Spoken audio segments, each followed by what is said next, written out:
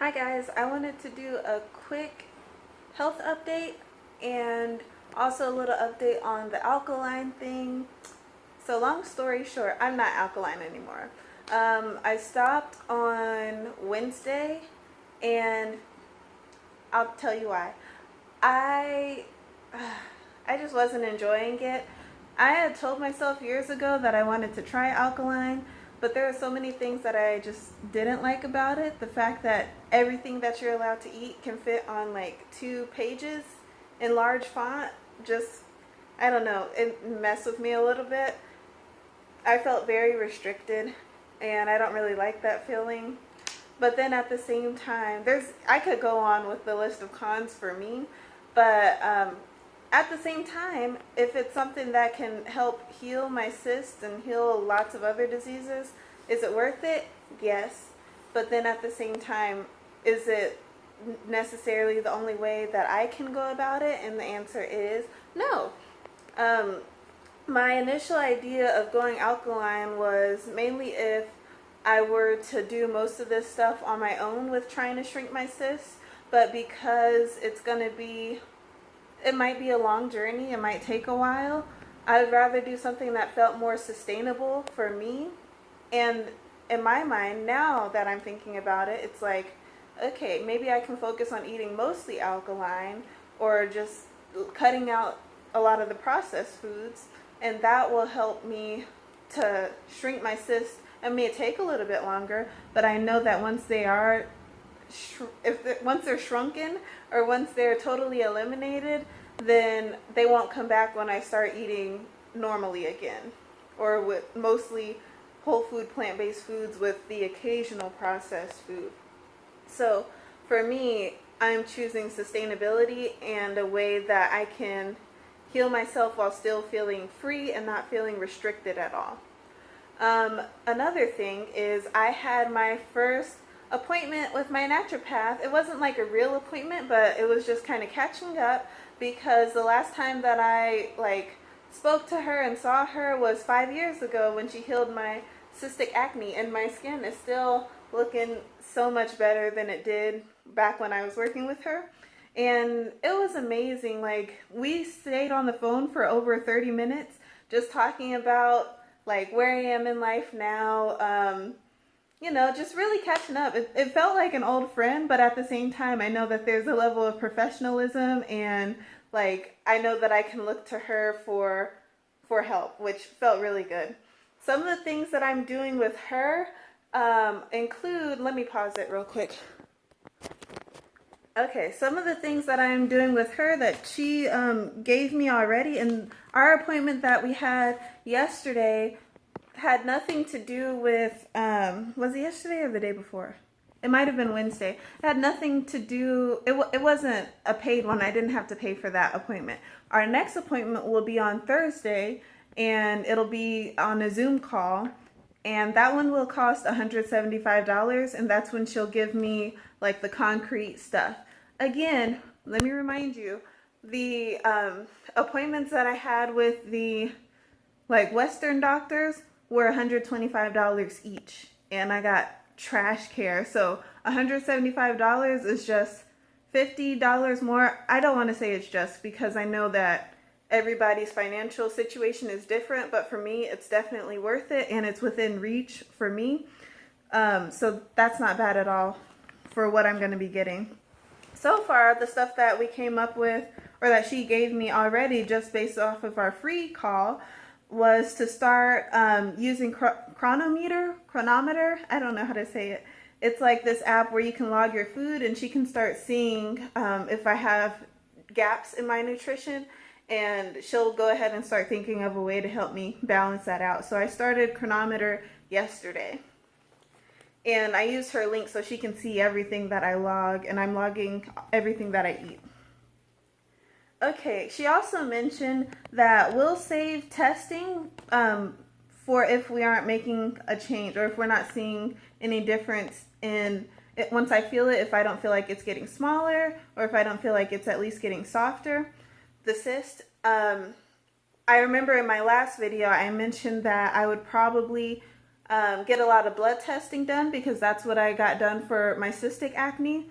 And I got that done probably between the first and third appointment. So this time we're going to wait a little while for testing and see if we can start seeing a change ourselves. Yeah, so that's the main thing.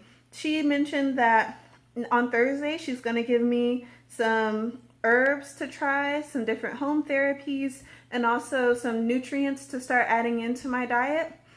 For home therapies, I'll just give a flashback to what those home therapies included for my cystic acne that I had on my face 5 years ago.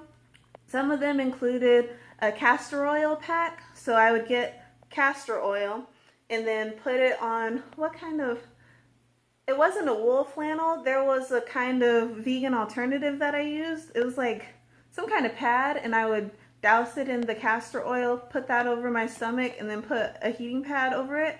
And stress has always kind of been a part of my life, and especially then at that time, it was a terrible time for me. But that was also a way to help reduce my stress. So that was kind of like a 2-in-1 for my skin and the stress was causing the skin issues, or was a part of it. So that was one of the home therapies that I used 5 years ago. She also had me doing bentonite clay face masks, and also turmeric and apple cider vinegar face masks.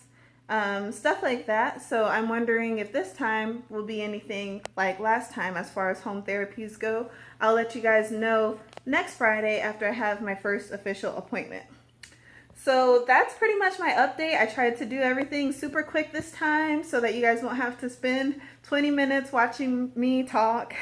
So yeah, I'm no longer alkaline vegan. One thing that I do want to say about that is the next day after, and this is probably just my own fault, I went too hard in the paint, like going from being very strict with my alkaline eating to I kind of had pancakes, pretzels, and then I had my favorite Thai food that night on Wednesday when I was like, oh, screw this. And the next morning I woke up, my throat was hurting so bad, and I was like, I felt dehydrated, like, I don't know. I think I didn't ease myself into it. Like, instead of choosing some non-alkaline fruits or vegetables, I went totally processed. And I think that's one of my problems. I have a problem with all or nothing thinking. Like, either I'm going to be totally alkaline or I'm going to be a junk food vegan. So I think one thing I'm looking forward to on this journey is finding a balance, knowing that, okay, I can eat mostly healthy and just incorporate a processed food every now and then versus having it all the way this way or all the way that way. So one thing that you guys are probably going to see me working on is finding balance in my diet. And that's pretty much it. If you guys have any more questions, let me know. Oh, okay, one last thing. So I asked you guys on Instagram what questions you had about my health updates and alkaline vegan and all that stuff, and I got one question, and it was if my naturopath is going to be replacing like a physician for me, like a medical physician. And I guess the answer is kind of yes and no, because up until recently I didn't have, well, even still now, I don't have like a set primary physician that I go to and that I trust with any of my health concerns. For the past several years, maybe even more than 5 years. Yeah, since I went vegan, I usually, whenever I do get sick, I use different natural home remedies, or I go to Sprouts or Natural Grocers and they help me find homeopathic medicines to help me out. And I've had some really terrible experiences with doctors in the past, so or at least like with medical Western doctors, and even with dermatologists too. That's part of the reason why I found my naturopath in the first place. So yeah, I've never really had a specific primary physician. Now this isn't like tips, this isn't for you. I'm not telling you that you have to do the same thing, but this is just what's worked for me. So now that I'm working with my naturopath again, I know that I could always message her and ask her like any questions if I have any like concerns about anything. and she's super knowledgeable. She's a certified naturopathic doctor. She went to school for it. So I know that she can help me with a wide range of things. I'm thinking maybe next week I'll also talk about how I found my naturopath and some of the benefits of trying alternative medicine too. So I hope you guys enjoyed this video, my little mini update on my health. And if you have any questions, let me know. Bye.